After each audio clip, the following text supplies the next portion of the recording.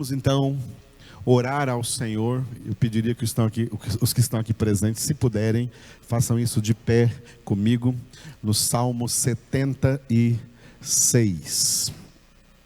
Juntos. Conhecido é Deus em Judá, grande o seu nome em Israel. Em Salém está o seu tabernáculo, e em Sião a sua morada. Ali despedaçou ele os relâmpagos do arco, o escudo, a espada e a batalha. Tu és ilustre e mais glorioso do que os montes eternos. Despojados foram os de ânimo forte, jazem a dormir o seu sono, e nenhum dos valentes pode valer-se das próprias mãos. Ante a tua repreensão, ó Deus de Jacó, paralisaram carros e cavalos. Tu sim, tu és terrível.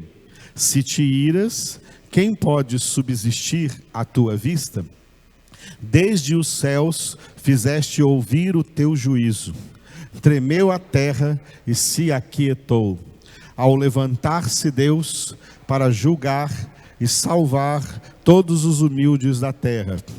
Pois até a ira humana há de louvar-te, e do resíduo das iras te cinges. Fazei votos e pagai-os ao Senhor vosso Deus. Tragam presentes todos os que o rodeiam, aquele que deve ser temido. Ele quebranta o orgulho dos príncipes, é tremendo aos reis da terra. Glória a Deus. Nós estamos vendo desde o começo deste salmo, que ele tem um desenvolvimento e uma conclusão. O desenvolvimento do versículo 1 ao 10 e a conclusão, os versículos 11 e 12. Nós estamos no desenvolvimento que vai do 1 ao 10. E esse desenvolvimento tem uma introdução no versículo de número 1, pelo qual nós já passamos. E um desenvolvimento próprio do versículo 2 ao 10, que é esse que nós temos no slide, cujo título, Atos Divinos. Asaf, o salmista, autor deste salmo, louva a Deus pelos seus atos, pelas suas ações. Nós temos que louvar a Deus em duas dimensões muito importantes. A principal dessas dimensões é louvar a Deus por quem Ele é. A mais importante dimensão do nosso louvor a Deus é louvar a Deus por quem Ele é. E por quem só Ele é. Só Ele é Deus. Só Ele é perfeito. Quando a gente aprende a louvar a Deus porque só Ele é perfeito, a gente aprende o seguinte, que é uma grande tolice ficar por aí maledizendo pessoas pelas suas imperfeições, quando todos nós estamos cobertos de imperfeições. É isso que nós aprendemos. Uma das coisas que aprendemos quando aprendemos a louvar a Deus porque só Ele é perfeito. Nós, filhos de Deus na terra, verdadeiros filhos de Deus, são as únicas pessoas na humanidade que estão sendo aperfeiçoadas por meio da santificação. Mas ainda não chegamos lá. Ainda não chegamos na perfeição. Nós estamos e temos que estar, como o apóstolo Paulo descreveu em Filipenses 3. Olha, eu ainda não sou perfeito, mas uma coisa eu faço, esquecendo-me das coisas que para trás ficam, avanço para aquelas que diante de mim estão, prossigo para o alvo, para conquistar aquilo pelo que também eu fui conquistado por Cristo Jesus. Conquistar o quê? Conquistar a perfeição, conquistar a plenitude da santidade. Só os verdadeiros filhos de Deus eleitos chegarão a este patamar por ocasião da volta de Jesus. Aleluia. Agora, mesmo nós, enquanto estamos aqui na terra, sendo santificados, perseverando na nossa santificação, sendo aperfeiçoados, ainda estamos cheios de imperfeições. E estaremos com essas imperfeições até a morte. Mas o que Deus nos quer ver não é nos livrar das imperfeições. O que Deus quer ver em nós é luta contra essas imperfeições. É trabalhando contra essas imperfeições. É perseverando na nossa santificação. Deus não está cobrando de nós, Deus que é Deus, não está cobrando de nós perfeição. Como muitas vezes nós, de maneira hipócrita, ficamos cobrando dos outros perfeição da parte dos outros. Deus não está cobrando de nós hoje perfeição. O que Deus quer de nós hoje é que nós estejamos lutando contra as nossas imperfeições e louvando a Ele porque Ele é perfeito. Ele é perfeito. Ele é perfeito.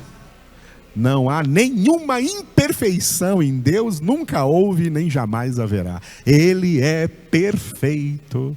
E Ele está aperfeiçoando filhos que também lá na glória, lá no céu, serão perfeitos. Cumprindo a palavra que Jesus disse no Sermão da Montanha, né? Sede perfeitos, como vosso Pai Celestial é perfeito. Estamos em aperfeiçoamento. E três, né? São três principais elementos. É bom anotar isso, está sempre na sua mente, no seu caderno, se quiser anotar, na parede da sua casa, num cartaz que você faça todo dia e coloque lá. São três elementos que trabalham juntos no nosso aperfeiçoamento: a oração, a meditação na palavra e o que estamos fazendo aqui, a congregação. São três pilares da nossa santificação. E são três coisas que têm que ser feitas, tá? As três coisas têm que ser feitas. Não adianta fazer duas delas e nenhuma só delas, mas as três coisas têm que ser feitas. A oração, Mateus 6,6, entra no teu quarto, fecha a tua porta e ora ao teu pai em secreto. 1 Tessalonicenses capítulo 5, versículo 17, orai sem cessar. Em português ficou assim, né? Orai sem cessar. Paulo escreveu em grego ele escreveu adialeiptos proselreste, que traduzindo para o português é orando constantemente. Orando constantemente. O que nós temos na nossa Bíblia, orai sem cessar, a tradução correta seria orando constantemente. Filhos de Deus vivem orando constantemente. Orando quando estão sozinhos e orando quando estão juntos em congregação. Juntos em congregação. A congregação é crucial na nossa santificação. Por isso a Escritura diz em Hebreus 10, 25, não deixemos de congregar-nos, como é costume de muitas pessoas por aí. Esse é um mau costume. Deixar de vir à congregação é um péssimo costume. A congregação é necessária e a palavra de Deus declara que tanto mais quanto se aproxima o dia do Senhor, a congregação é necessária. E é na congregação que se cumpre o Salmo 133, o Rinematov em hebraico, o Salmo 133, é ali, na congregação, que Deus derrama a bênção e a vida para sempre. E é na congregação que se cumpre o que Jesus disse em Mateus capítulo 18, versículo 20. Onde 2 ou 3 estiverem reunidos em meu nome, eu estou aí no meio deles. Jesus está aqui, nos nutrindo, nos alimentando, nos fortalecendo e nos aperfeiçoando.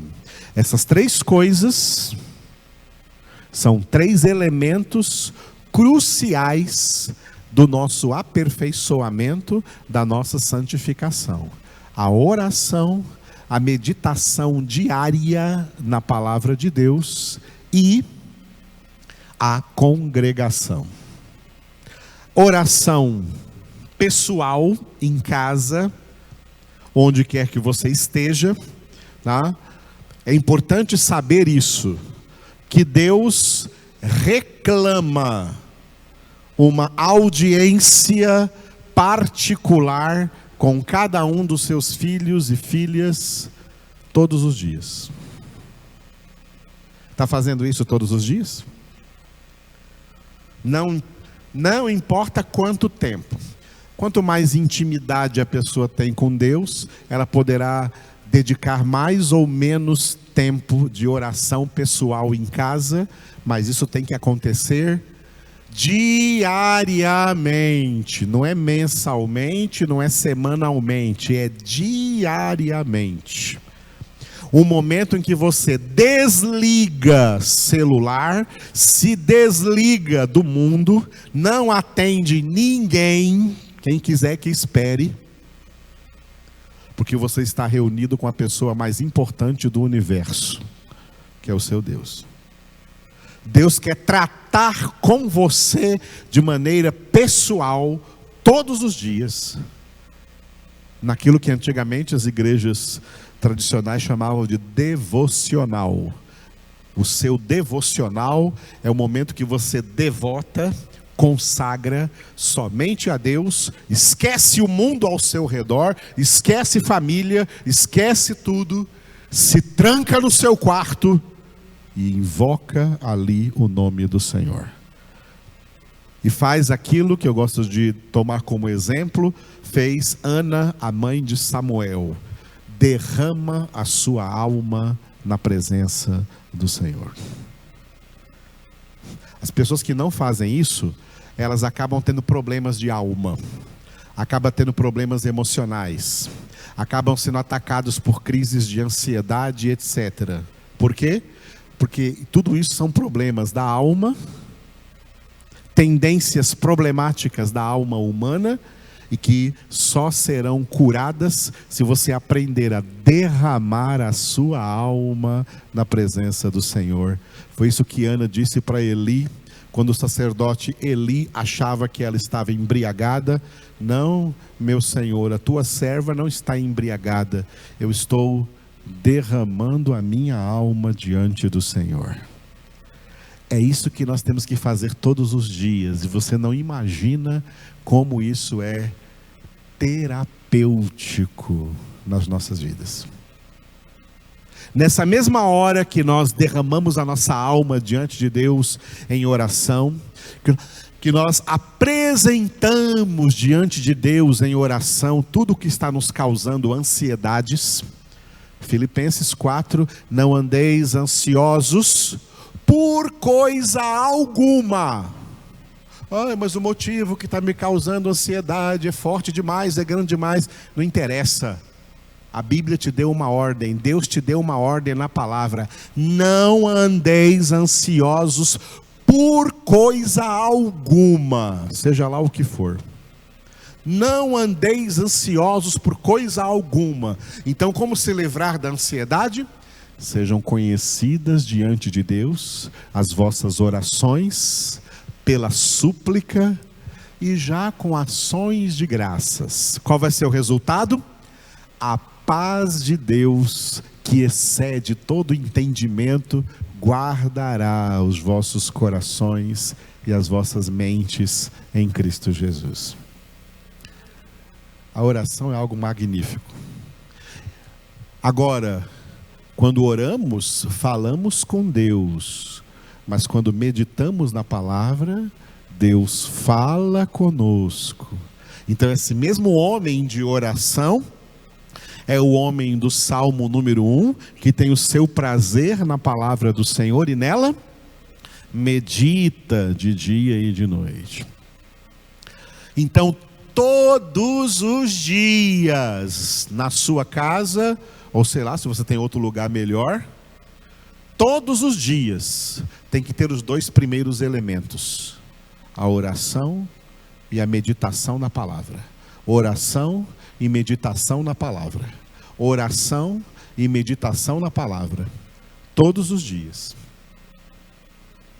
A nossa congregação começou aqui 10 horas da manhã hoje, mas eu já tive a minha 1h30 de oração de manhã, na qual eu orei já ao Senhor e meditei hoje no livro do Evangelho de Jesus segundo Mateus.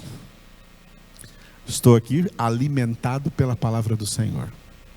O terceiro elemento, que é a congregação, une as duas coisas: a oração e a meditação da palavra em comunhão com outros irmãos. Em comunhão com outros irmãos. Não existe um céuzinho particular para você. Se você for para o céu, saiba que você vai encontrar lá todos os irmãos com os quais você às vezes não gosta de vir congregar. Não vou congregar porque lá está o fulano, porque lá está o ciclano, porque lá está o beltrano. Se você é uma pessoa que pensa assim, nem lugar nenhum no céu você terá. Você vai para o inferno mesmo. Porque para o céu vão pessoas que não têm nada contra ninguém. Para o céu vão pessoas que não têm nada contra ninguém. Para o céu vão pessoas que amam as pessoas, que suportam as pessoas. O amor tudo crê, o amor tudo espera, o amor tudo suporta, o amor tudo perdoa. É esse amor que você tem? Se você tem esse amor, é o amor de Deus. Agora, se o amor que você tem é um amor que não suporta irmãos, que não suporta estar na congregação, que não gosta porque fulano, ciclano está ali, esse amor que você tem aí não é ágape, não é o amor de Deus, e você não estará na glória. Quem não gosta de congregação não estará na maior de todas as congregações que Deus está preparando para nós na glória. Eu quero estar lá. E eu tenho autoridade para dizer isso para vocês, porque desde o primeiro segundo da minha conversão, no dia 5 de abril de 1981, às 10 horas da manhã, eu jamais faltei a nenhuma congregação. Nunca na minha vida faltei à congregação. Eu não venho à congregação porque sou pastor. Eu venho à congregação porque eu sou filho de Deus e eu amo estar com outros filhos e outras filhas de Deus, invocando juntos o nome do Senhor e meditando juntos na palavra do Senhor. Essas são coisas instituídas por Deus. Pelo menos 2 delas têm que ser todos os dias: a oração e a meditação na palavra. O ideal é que a congregação também fosse todos os dias. Quando a igreja começou, Atos capítulo 2, eles se reuniam todos os dias.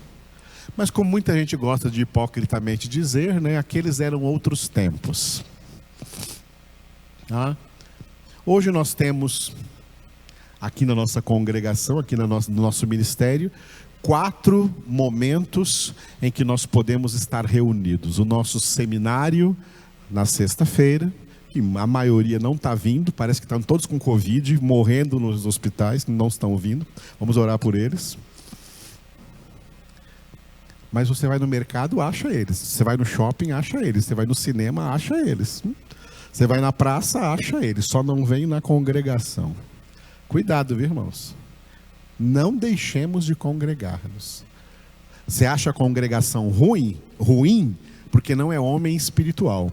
O homem espiritual é aquele que diz, juntamente com o salmista no livro dos Salmos: alegrei-me quando me disseram, vamos à casa do Senhor. Para mim é uma alegria estar na congregação. Por mim eu congregaria todos os dias. É por isso que eu dou aula em outro seminário, em outro lugar, porque eu uso isso como congregação e eu acabo congregando todos os dias. Todos os dias eu estou em oração, todos os dias estou em meditação na palavra e todos os dias estou em congregação. Se não é com vocês aqui, estou com outros em outros lugares. Porque é maravilhoso tudo isso para o nosso crescimento espiritual, para o nosso aperfeiçoamento. Na congregação, nós oramos juntos e meditamos juntos na palavra de Deus. A congregação é importante. Você que está aí em casa me escutando, não fique aí apenas conformado em receber pelo YouTube aí, pelas redes sociais, essa pregação, essa congregação. Não.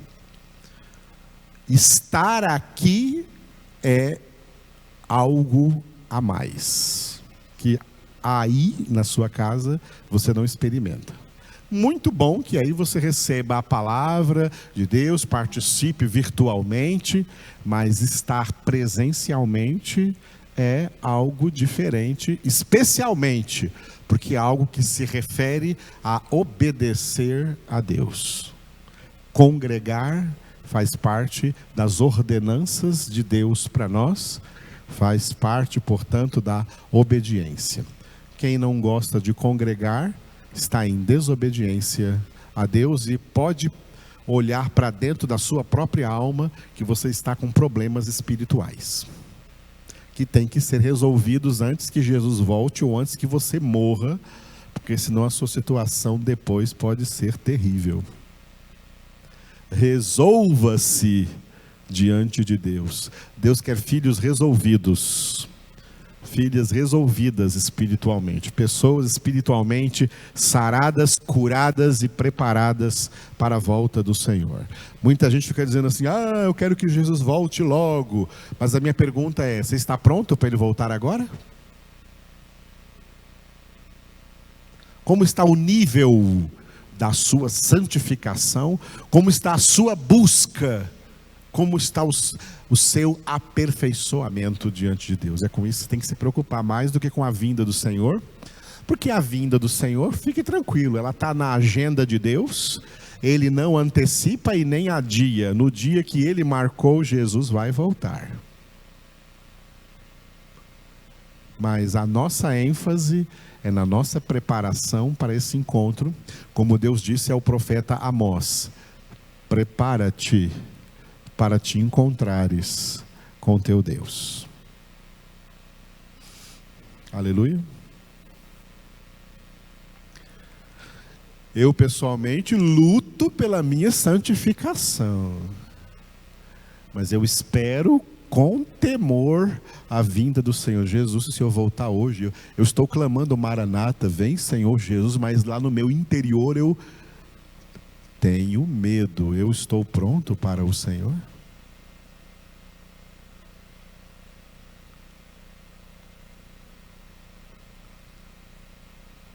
Aleluia.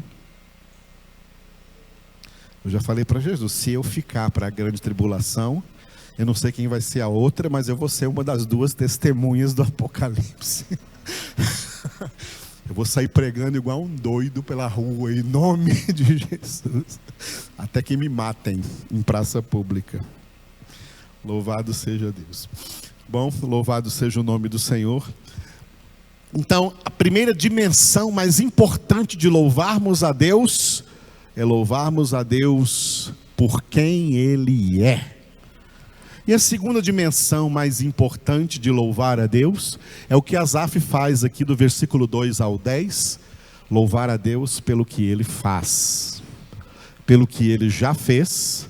Aqui está um motivo para nós olharmos para o passado, para contemplarmos o que Deus já fez em nossa vida, o que Deus já fez não só em nossa vida, o que Deus já fez na história da humanidade, tudo o que Deus já fez no tempo que passou, o que Deus está fazendo agora no momento presente em que nós vivemos, e contemplar pela fé, iluminados pelas profecias da Escritura, o que Deus ainda irá fazer daqui para frente. Quando contemplamos nas coisas que Deus fez, quando louvamos a Deus pelas coisas que Deus fez e pelas coisas que Deus faz, nós então chegamos àquela ideia que também foi registrada aqui na palavra de Deus, a partir da qual nós podemos dizer assim, contemplando tudo que Deus fez, podemos dizer: até aqui nos ajudou o Senhor. Se até aqui nos ajudou o Senhor, é um sinal de que daqui para frente Ele continuará nos ajudando. Aleluia? Portanto, confia no Senhor. Amém? Então Asaf está louvando a Deus aqui nessa segunda dimensão, pelos seus atos, os atos de Deus, os atos divinos. E nós já vimos também que esse texto aí, que vai do versículo 2 ao 10, tem uma introdução, que é falando de Deus, versículos 2 e 3, Asaf fala de Deus. Nós terminamos esses 2 versículos no domingo passado, e nós vamos entrar hoje no desenvolvimento desse texto, que vai do versículo 4 ao 10, que é Asaf falando com Deus. Do versículo 4 ao versículo 10, ele está orando, falando com Deus. Tá? E é esse texto que nós vamos começar hoje, então. Do versículo 4 ao 10, esse texto está dividido em 2 pequenas partes. Do 4 ao 6, ele introduz no versículo 4, dizendo a Deus que Deus é ilustre. E dos versículos de 7 a 10, ele introduz esse texto falando com Deus no versículo 7, que Deus é terrível.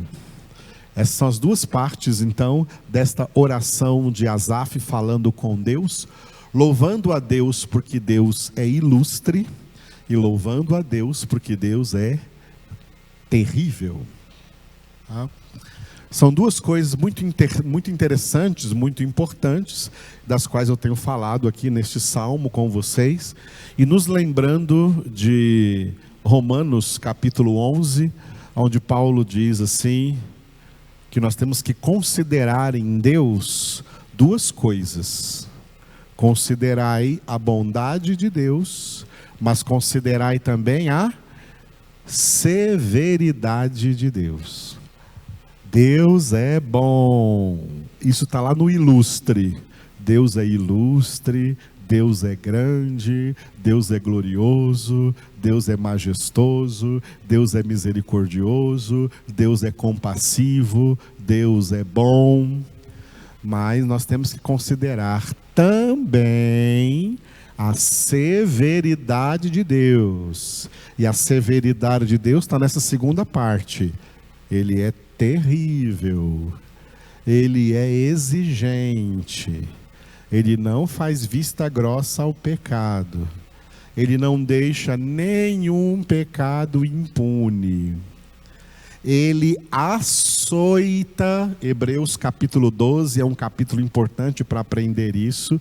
Deus açoita a todo aquele que ele recebe por filho, para que aprendam a disciplina.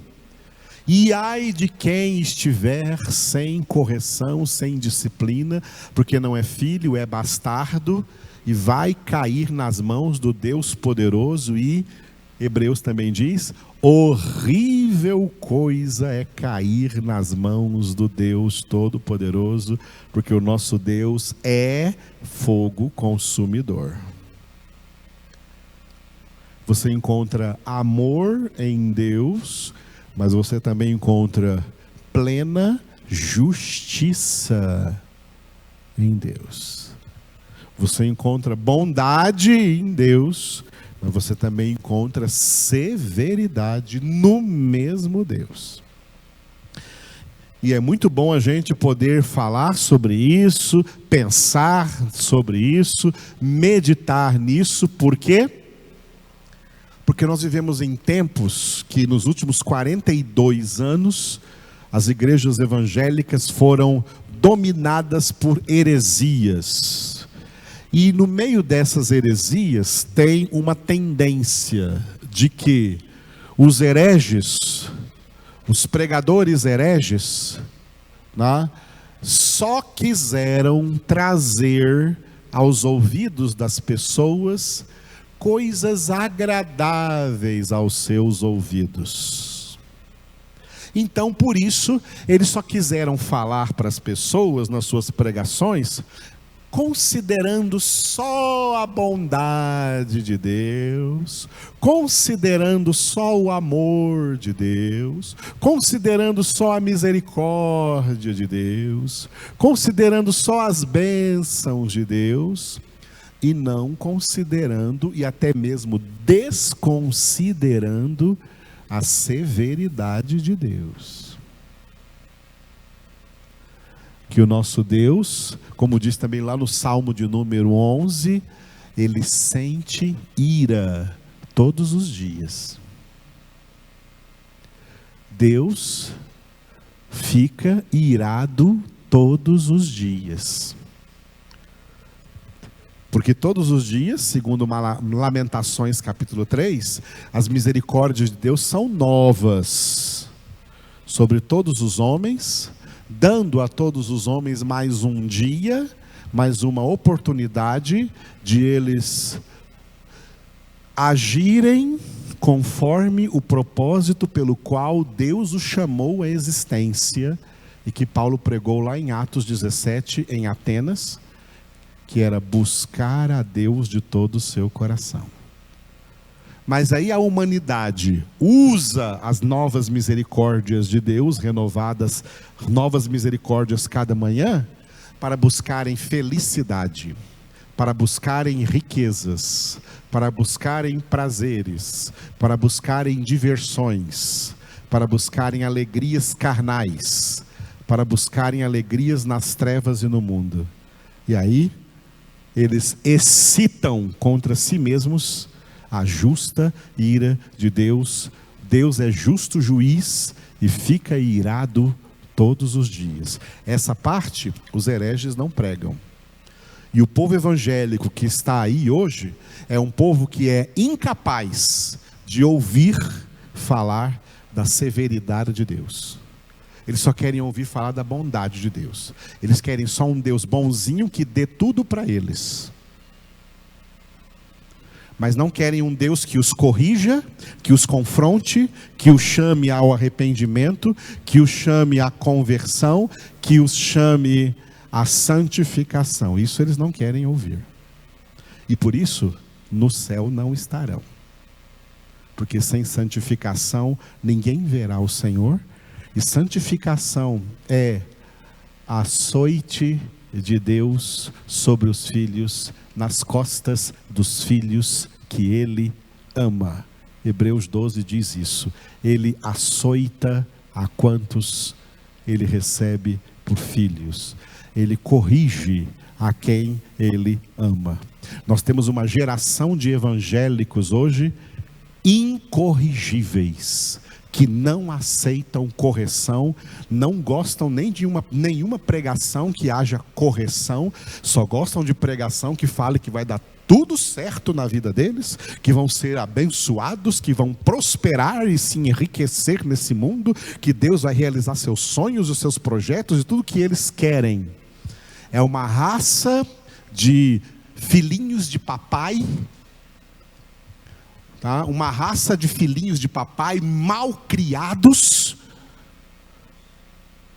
e que não aceitam disciplina, não aceitam correção.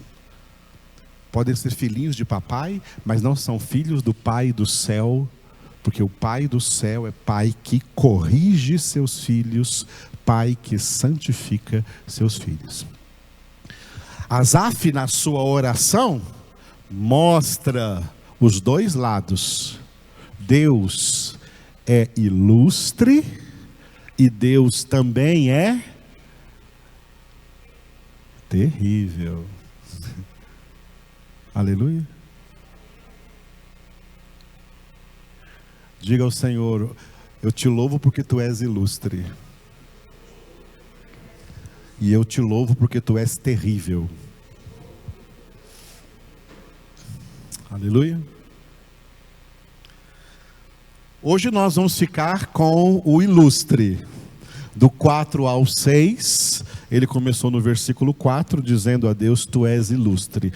O versículo 4 é como uma pequena introdução, cujo título é glorioso, e versículos 5 e 6, um pequeno desenvolvimento, onde ele fala acerca de valentes no mundo, que Deus acaba com todos eles. Nenhum deles é nada diante de Deus. Os valentes desse mundo, os poderosos desse mundo, os grandes desse mundo, os que estão por aí se empoderando nesse mundo. Sabe o que Deus faz? Lá no céu, Salmo 2 diz, Deus ri deles. Deus ri deles. Esse povo não vale nada. Não são nada. O nosso Deus é o único todo-poderoso. É o único onipotente. Aleluia. Muito bem, então ficamos hoje com o versículo 4, que é glorioso. Glorioso. Salmo 76, versículo 4. Tu és ilustre e mais glorioso do que os montes eternos. Vamos repetir? Tu és ilustre e mais glorioso do que os montes eternos. Aleluia. Parabéns, Bairo, pelo seu aniversário. O Bairo está aqui hoje celebrando o aniversário de Valesca. Bom ver vocês dois, Deus abençoe. Hoje também é aniversário do Ander, né, mesma data do Bairo, e também do Geraldo, que é o editor do nosso boletim, né? Parabéns aí, Geraldo, Ander. Né, estaremos ainda orando por vocês três hoje em nome de Jesus. E também quero mandar um abraço para o Fabinho e a Nel Belaine, que hoje também completam mais um ano de casamento. Fabinho e Nel Belaine, né? Foram morar longe de nós, que pena, mas Deus abençoe vocês aí com o Josué Felipe. Fabinho e Nel Belaine sempre estão atentos às nossas congregações, eles continuam congregando conosco, mesmo à distância, né? Então, por isso nós temos esse recurso, graças a Deus, para que à distância pessoas possam nos acompanhar também, ser abençoadas por Deus. Então, Fabinho e Nel, mais um aniversário de casamento, né? E os nossos três irmãos aqui aniversariando hoje. Aleluia. O salmista diz então a Deus, começa a orar a Deus nesse salmo, dizendo a Deus, tu és ilustre e mais glorioso do que os montes eternos. Os tradutores na língua portuguesa, eles, não sabendo como traduzir o que estava aqui em hebraico para o português, eles traduziram aqui montes eternos. Mas Asaf, quando ele escreveu esse salmo, ele se referiu aos montes mesmo, às montanhas. E ele se referiu às montanhas, aquelas montanhas que eram cobertas de vegetação alta, de muitas árvores, e que muitas pessoas tinham esse costume, como uns também ainda têm até hoje, né, esse costume que até passa de cultura em cultura, que é o costume da prática da caça, de caçar os animais, de sair na selva, né, a prática de ser caçadores de animais. Isso acontecia muito também em Israel com o povo de Deus, porque Israel tinha muitas regiões montanhosas e regiões em que eles praticavam a caça. Asaf devia gostar disso também, porque o que ele disse aqui, se fosse traduzir ao pé da letra, seria: tu és ilustre e mais glorioso do que essas montanhas que são excelentes para caçar. Essas montanhas que estão cheias de animais, onde a gente vai praticar ali a caça desses animais. Montanhas ricas de animais que eram caçados, né, e trazidos para alimento ou coisa assim parecida. Então esse é a tradução real desse versículo. Mas nós vamos ver aquilo que é do nosso interesse, né? A interpretação espiritual desse texto à luz do Novo Testamento. É um texto que exalta a glória de Deus. Deus é ilustre e mais glorioso do que tudo aquilo que você possa imaginar que os homens na terra dão glória, que os homens na terra gostam de exaltar, que os homens na terra gostam de glorificar. Aqui nós temos um problema que tem que estar incluído na santificação dos verdadeiros filhos de Deus. Porque filhos de Deus têm obrigatoriamente que ser pessoas que só e somente só glorificam a Deus.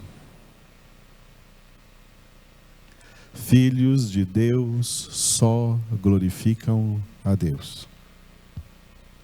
Filhos de Deus só glorificam a Deus.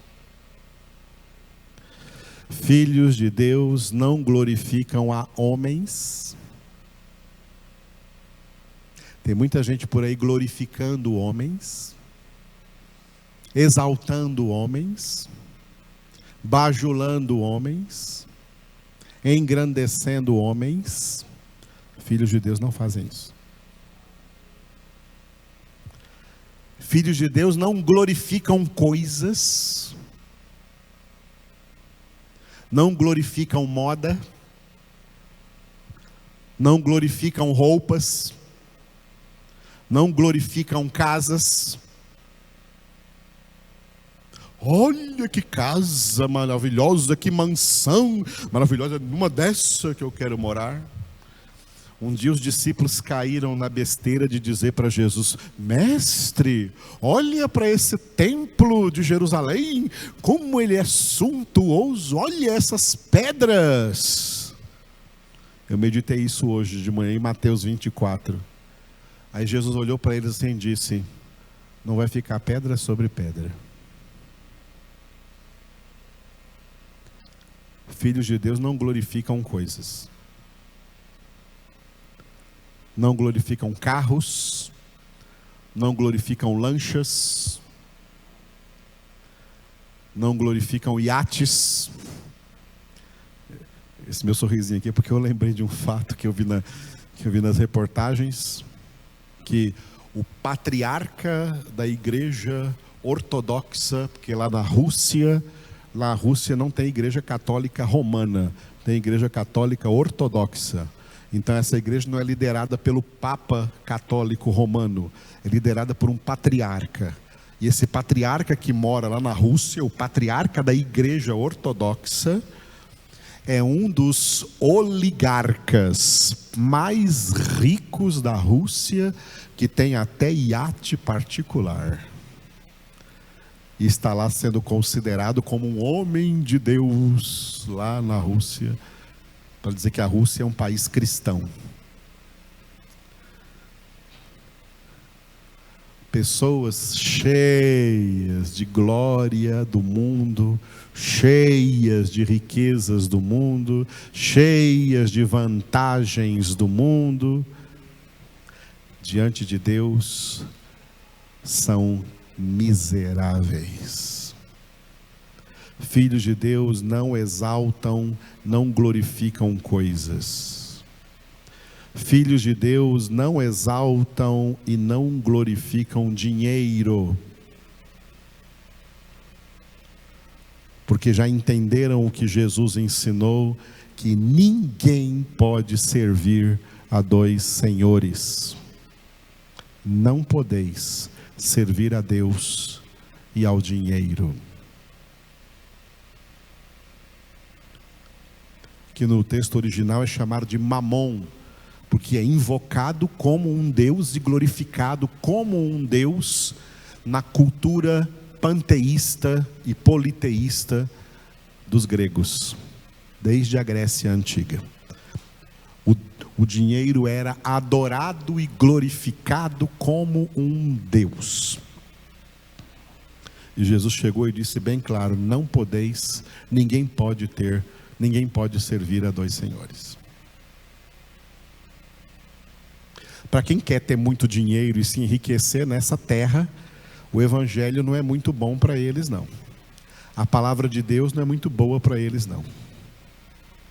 Porque o que Jesus, o Filho de Deus, declarou é: não ajunteis tesouro na terra, onde a barata e a traça corroem, onde os ladrões furam e roubam, mas ajunteis tesouros no céu, onde nem a traça e nem a barata corroem, onde os ladrões não furam e roubam. O mais importante agora é o porquê. Porque onde está o teu tesouro, aí está o teu coração. E Deus, que conhece os corações, sabe onde está o teu coração. Deus sabe a que ou a quem o teu coração está glorificando, exaltando, dando mais valor.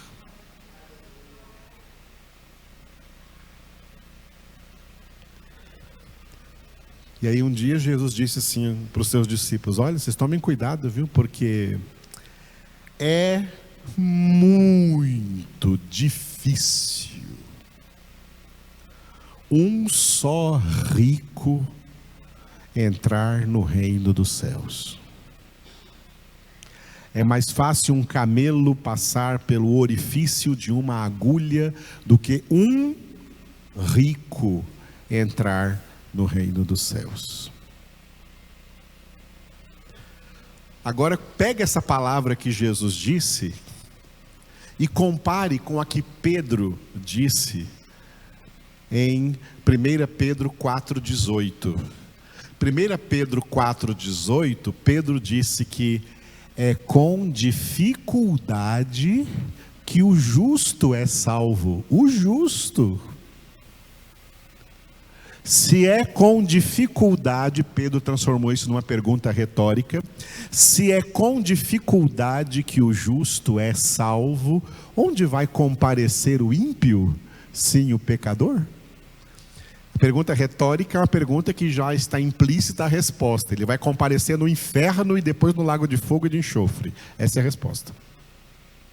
Agora, se é com dificuldade que o justo é salvo, qual é o nível de dificuldade que Jesus declarou ao dizer que é muito difícil um só rico entrar no reino dos céus? Oh, amados, porque o dinheiro está sendo muito glorificado.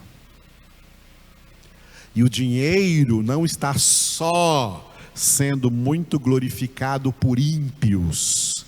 O dinheiro está sendo glorificado por crentes. O dinheiro está sendo glorificado por pregadores e pastores, e bispos e falsos apóstolos. O dinheiro está sendo glorificado por muitas igrejas. Em muitas igrejas o Deus é o dinheiro. Essa é uma realidade escatológica da igreja cristã na terra, como cumprimento da profecia das 7 mensagens às 7 igrejas do Apocalipse, e a sétima, a última delas, indicando os últimos tempos, a igreja de Laodiceia. E essa igreja é a igreja que diz assim: sou rico e abastado, e não temos necessidade de nada. E Jesus disse para eles assim: e tu não sabes que tu és miserável, pobre, cego e nu. E essa é a igreja de Jesus Cristo, que não tem mais Jesus Cristo.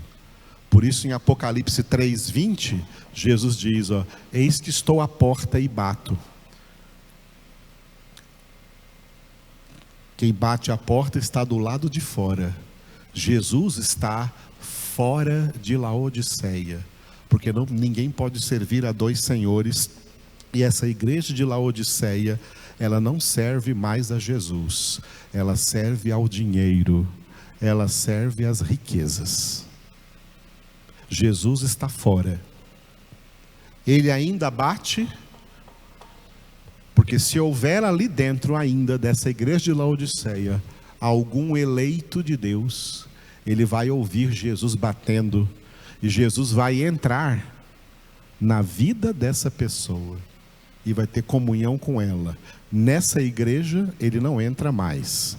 A igreja de Laodiceia é uma igreja apóstata. É uma igreja que resolveu glorificar o dinheiro, a riqueza, o material, e não a Deus. Filhos de Deus só glorificam a Deus. Eles não glorificam montanhas, eles não glorificam mares, eles não glorificam o sol, nem a lua, nem as estrelas. Eles não glorificam ídolos. Quanta idolatria existe no mundo, e não somente no catolicismo. Quando fala de idolatria no meio evangélico, só se lembra do catolicismo. O catolicismo é a besta da idolatria, e é mesmo. Mas idolatria não é só aquela do catolicismo, não. São muitas idolatrias no mundo inteiro. Idolatrando pessoas, idolatrando moda, idolatrando coisas, idolatrando esportes, especialmente futebol no Brasil e no mundo. São idólatras. Pessoas que choram pelo seu time, choram pela seleção brasileira, que pelo seu time são capazes até de matar as outras pessoas que torcem para o outro time. E acontece isso direto. Sabe por quê? Isso é idolatria. E Deus abomina toda espécie de idolatria, seja lá como for que ela se manifeste. Tem pessoas que glorificam, exaltam, idolatram seus próprios entes queridos. Olha o que Jesus disse: se você amar um ente querido, seja ele quem for, pai, mãe, filho, filha, irmão, irmã, marido, mulher, se você amar um ente querido mais do que ama a Deus, você não estará no céu. Quem amar seu pai ou sua mãe mais do que a mim não é digno de mim. Quem amar seus filhos, sua casa, seus bens mais do que a mim não é digno de mim. Porque se você ama mais alguém ou alguma coisa mais do que Deus, você está glorificando essas pessoas na sua vida, exaltando essas pessoas na sua vida, engrandecendo essas pessoas na sua vida. E na sua vida o único que tem que ser grande é o Senhor. Salmo 48, versículo 1. Grande é o Senhor e muito digno de louvor. Só Ele é grande. A grandeza de Deus é o atributo incomunicável da sua magnificência. A palavra técnica, teológica para grandeza é magnificência. O único ser magnificente que existe é Deus. Ninguém mais possui esse atributo, e esse não é um atributo comunicável, é um atributo incomunicável. Deus não comunica magnificência para ninguém.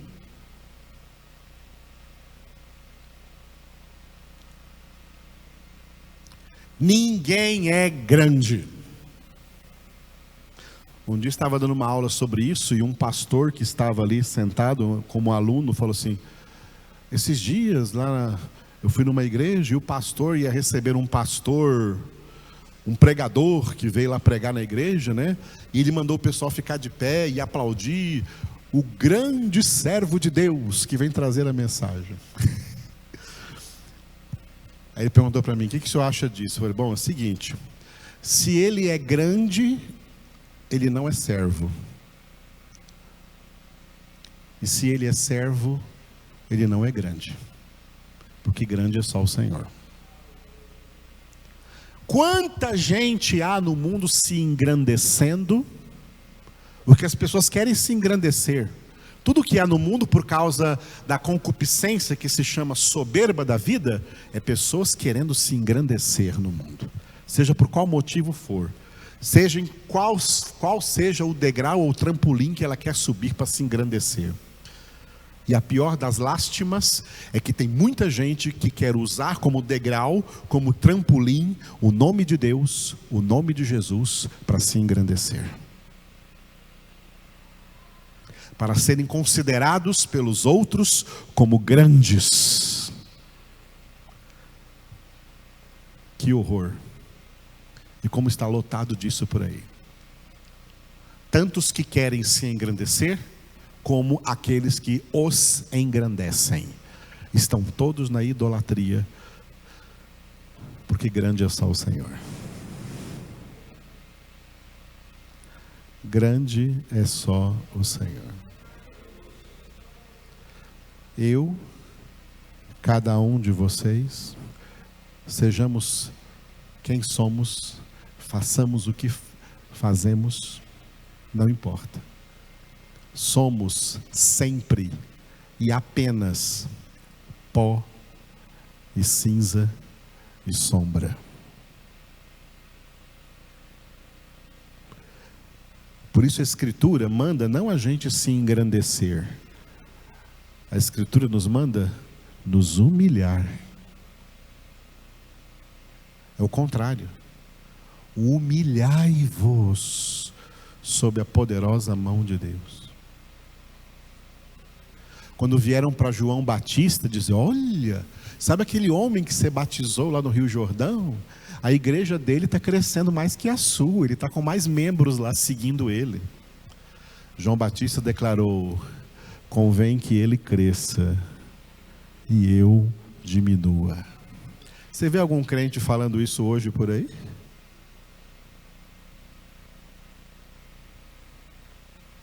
Vê algum pastor falando isso hoje por aí? Eu vejo eles pregando assim: você nasceu para ser grande, você nasceu para crescer, você nasceu para ser o maior.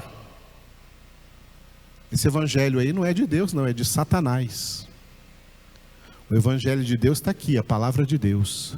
E nessa palavra Davi declarou no Salmo 131, e na condição em que ele estava, que era a condição de ser um rei, era rei de uma nação, o rei de Israel. E olha como Davi orou: Senhor, não é soberbo o meu coração, e nem altivo o meu olhar, não ando à procura de grandes coisas, e nem de coisas maravilhosas demais para mim.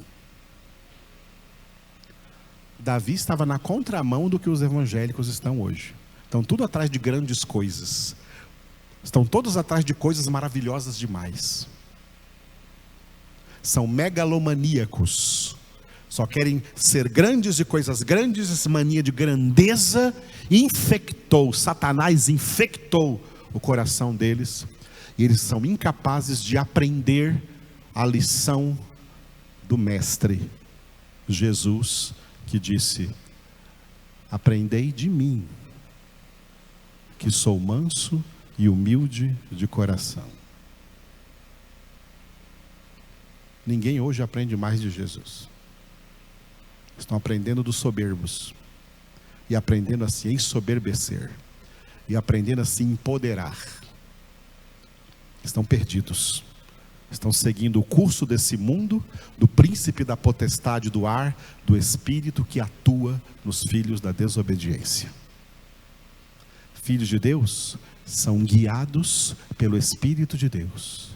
E o Espírito de Deus, guiando-nos a toda a verdade, nos guia a nos humilhar diante de Deus e a reconhecer que só Ele é grande, que só Ele é ilustre, que só Ele é glorioso. E Ele não dá a outrem a sua glória. Toda a glória, toda a honra, todo o louvor é do Senhor.